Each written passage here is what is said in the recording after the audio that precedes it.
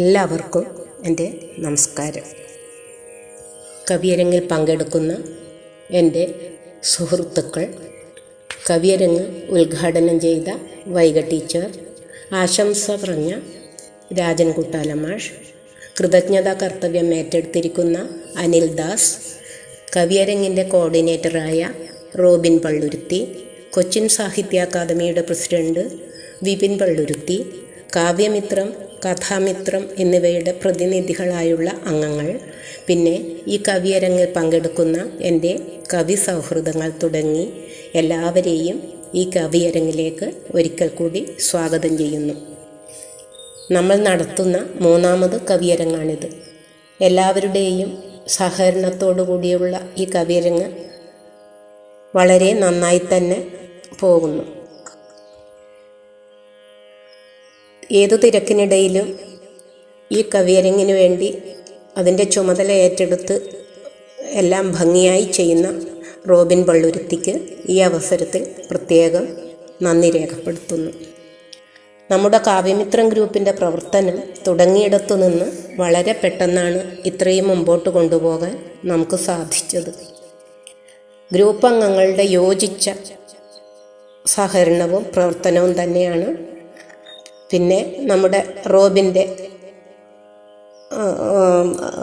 ചുക്കാൻ പിടിക്കണ റോബിൻ്റെ പ്രവർത്തനം കൂടി ആണ് ഇതിന് കാരണം.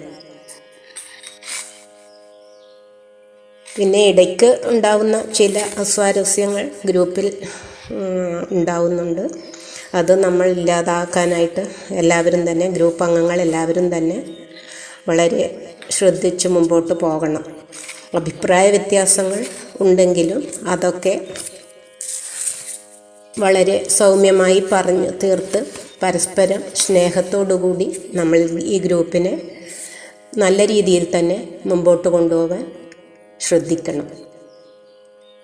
ഗ്രൂപ്പ് അംഗങ്ങളുടെ സഹകരണവും പരസ്പര സ്നേഹവുമാണ് ഒരു ഗ്രൂപ്പിൻ്റെ നിലനിൽപ്പ്. കൂട്ടത്തിൽ അഡ്മിൻ്റെ